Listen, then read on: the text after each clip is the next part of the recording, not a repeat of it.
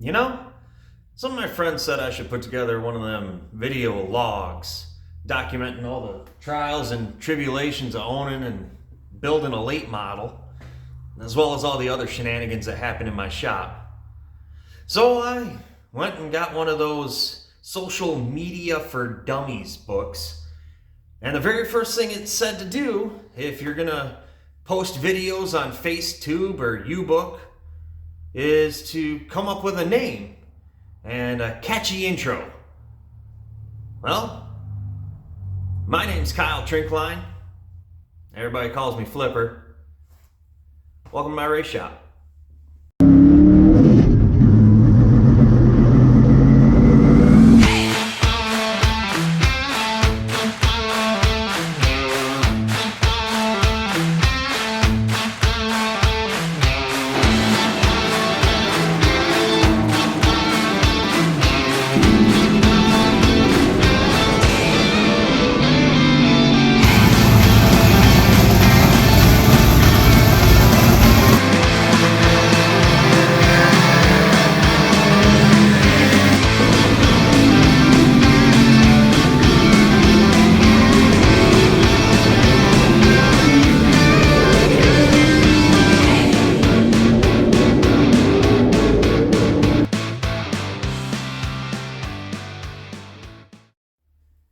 Well, as you can see, I just do not have much room in here.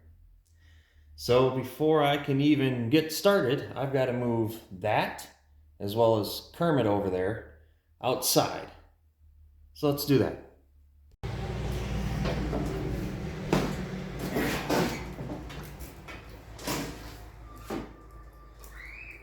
Fuel on. Choke the chicken.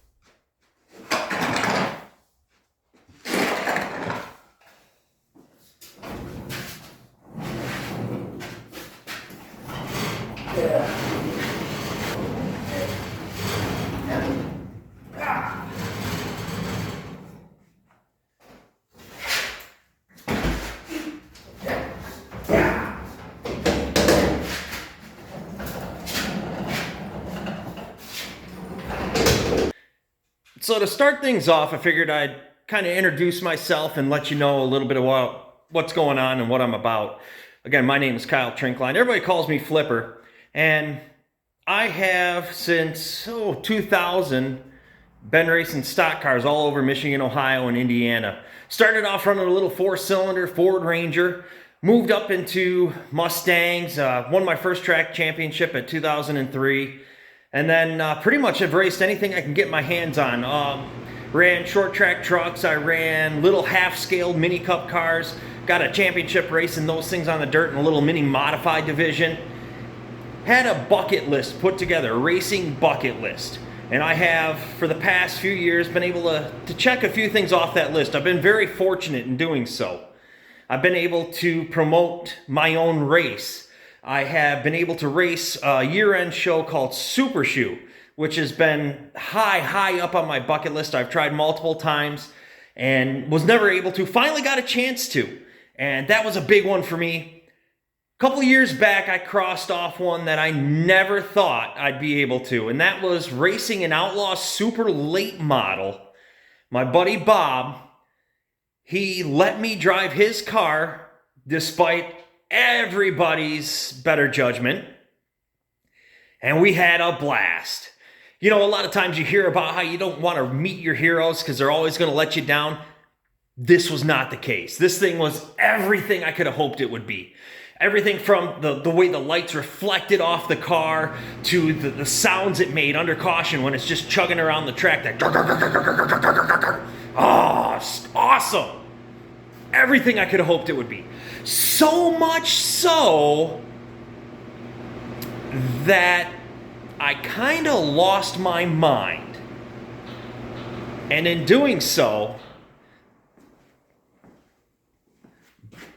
bought my own Outlaw Super Late model. Spent a few months or a month getting it ready to race that season-ending show, Super Shoe. And it didn't go quite as planned. In that I wrecked an Outlaw Super Late model twice.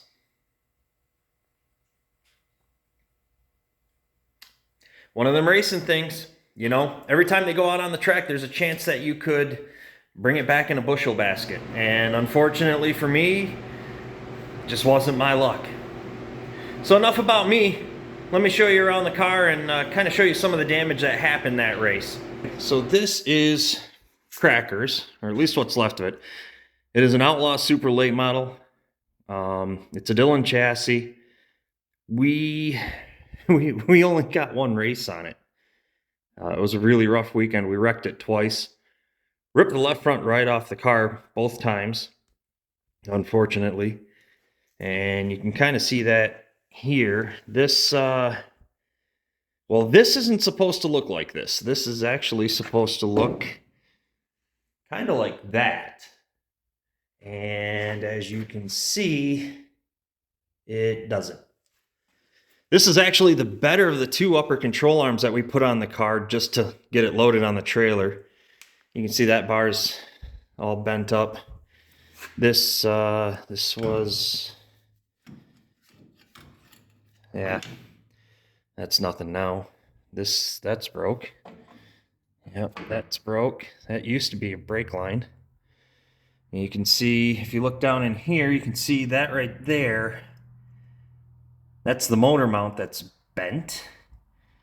And if you get really close, let me get a little flash in here. Let me get right down in there. I just about took out the oil filter. If we come around to the other side here, yep, nose is bent. Front suspension, this area, that's not too bad. We got lucky there. This is okay. That is a borrowed shock, so that's good.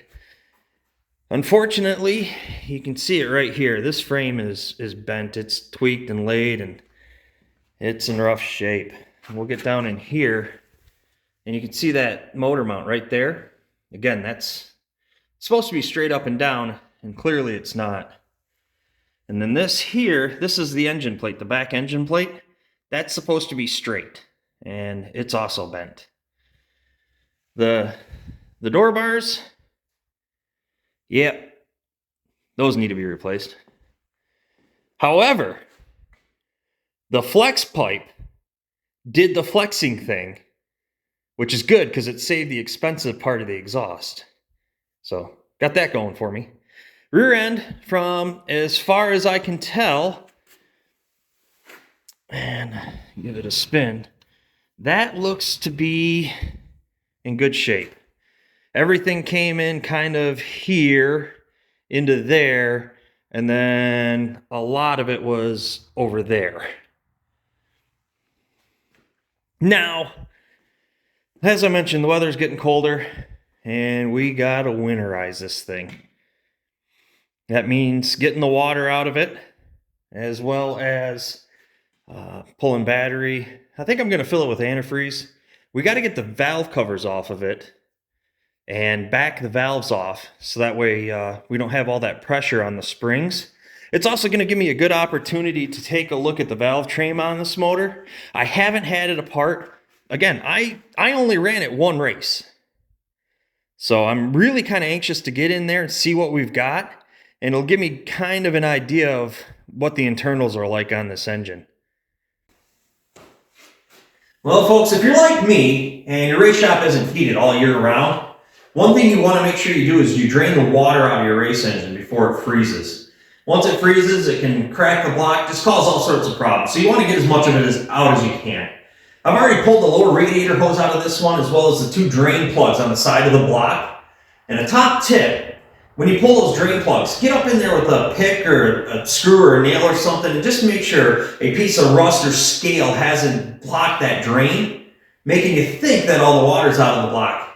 It could save you a lot of money and a potential heart rate down the road. Now, some of you are probably wondering, why in the world do we even run water in these cars? Why not just run antifreeze all year long? It's a good question. And the fact of the matter is, when we're on the racetrack, especially asphalt racetracks like this car is, something goes south, things go sideways, we end up leaking fluid on the speedway. That antifreeze on an asphalt racetrack makes it slipperier than a politician trying to answer questions at a debate. So the drivers end up mad at you. The track crew that has to clean it up hates you. And you just don't want to do that. Don't be that guy. So we got to run water in these things, which means we got to drain them out at the end of the year. Now, before we get started, like I mentioned, we're going to pull this radiator and the shroud and all of that out of here. I didn't put this car together, so I'm really not sure how it's held in there. I do know that a fair amount of the brackets were ripped off in 1 or 2 or both of the accidents. And right now I've got this bracket right here that we kind of fabricated at the track, holding it on with a couple pop rivets. And we're going to start there and then work our way around. Now, use the appropriate tool for the job. Screwdriver and a hammer.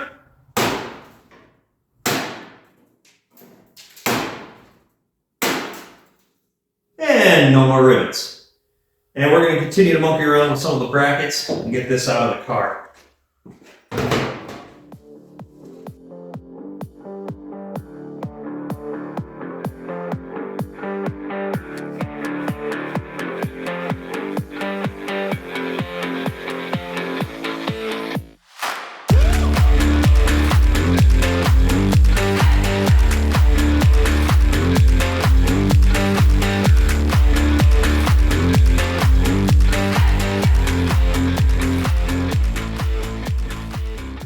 So here's something you can do that can help you out when it comes time to mess with these hose clamps. Take a T-handle Allen and a 5/16 socket and just kind of weld them together. And then you don't have to monkey around with screwdrivers or anything like that. You can just twist them right off. Alright, so as you can see, we have the radiator out of it. Actually get a pretty good look at it now. First time I got to see it. It looks really good shape. Looks like there's a couple of fins here and here that need to be straightened out, but otherwise, not too bad. Nose shroud right there. That was actually held on almost entirely by duct tape. So, perfect. This fan, this is what it came on. It's one of these riveted together 4-blade metal fans. And I'm not convinced. I ran one of these back when we ran 4-cylinder race trucks, and I had one of the blades actually break off and go through the hood. So I'm not sold on this thing. I may end up going for an electric fan, depending on what the budget looks like this year. So the radiator's off. We're going to cap off the ends with these little fittings here that I got from Menards. They're just a couple bucks. Then we can put some antifreeze in it. And then that way it doesn't leak out all over the floor. And then when we pull the motor out, they're capped off and it's not going to spill out all over then. So we'll jam these things on real quick and get to it. I'm going to put some antifreeze in it. And I got this antifreeze for a very specific reason. It's got a race car on it. And it's the cheapest stuff that Menards had, so that's good for me. All right, just add a little bit in here and everywhere else.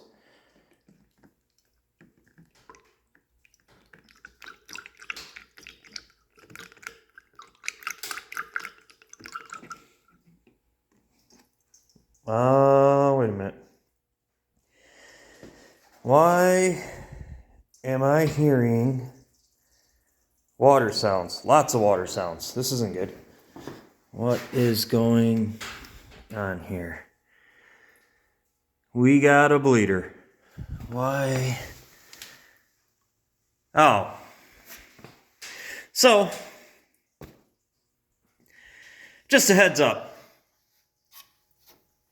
If you pull the plugs out of the block, when you go to refill the block, make sure you put them back in. So I'm going to do that quick, and we'll get back to it.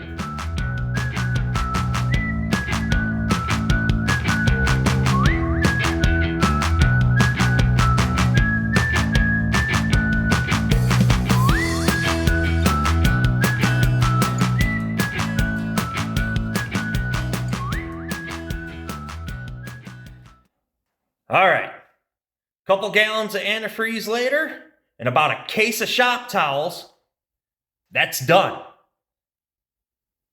Remember me telling you about how when antifreeze gets on asphalt and it makes just a slimy, greasy, slick mess? Yeah, it does the same apparently for concrete as well. So the next thing is we got to pull the valve covers off, back the rockers off. That'll let the valves seal shut, keeping moisture out of the inside of the engine.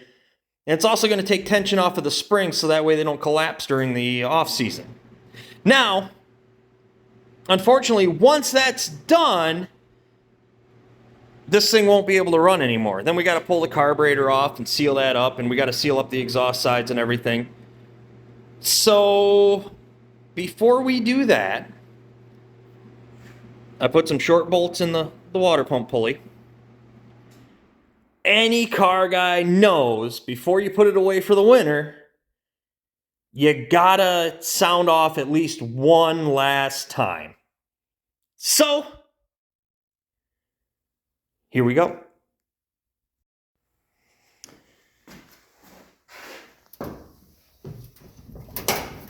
Also, I should mention that I am contractually obligated to mention my girlfriend Amanda. So, hi Amanda. Moving on. Let's see here. Ignition's on. Yeah, one more. Let's see if we can get this thing to sound off.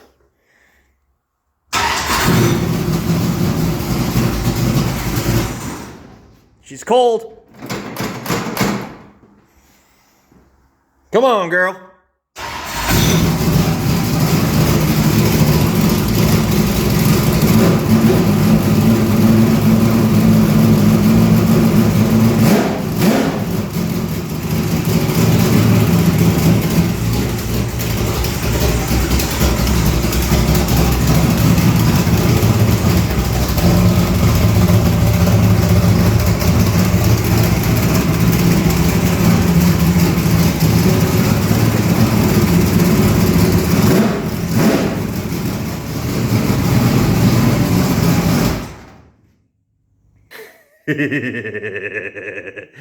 Cool.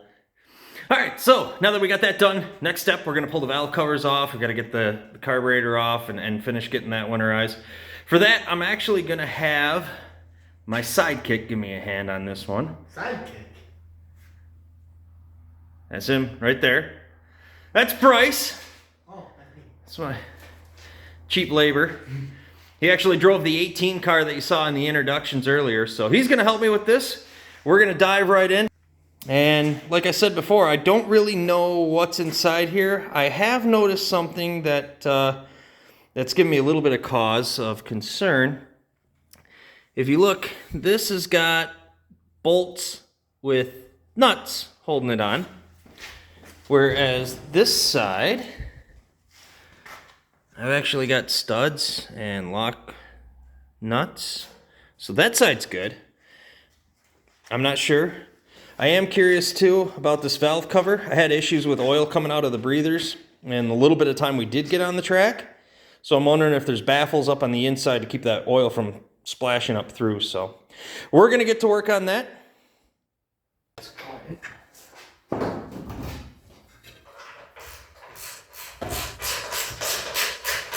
So about 6 months ago, I stopped drinking. I'm actually pretty proud of it. You know what I started drinking instead? Energy drinks? Brake fluid. Don't worry, I can stop anytime. Alright, so the bolts are out. Pull this off.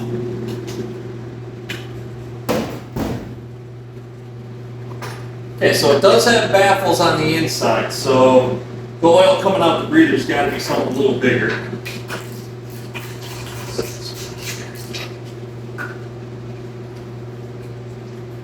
Oh boy. So I'm getting my first look at this, and I'll bring you folks in, have you take a look. Here's what we got going on. Actually got stud girdle on, which that's good. That helps keep the studs that the rockers are sitting on from flexing at high RPM. And rocker ratio, 1.6. And they look like they are Scorpion rockers, rollers. So that's good. The heads are dart heads. You can kind of see it right in here. Let me get a little light on. They're Iron Eagle heads, so they're pretty good heads. Everything looks to be pretty good. So what we're going to do now, we're going to pull all the spark plugs out, get that stud girdle off, and then we're going to start backing off all the adjusters for each of these roller rockers and take that, like I said, take the pressure off of those valve springs and let them seal shut for the winter. Well, you got to wiggle it.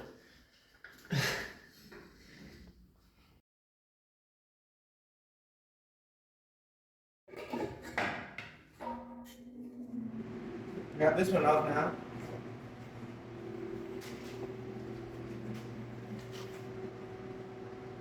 And more of the same.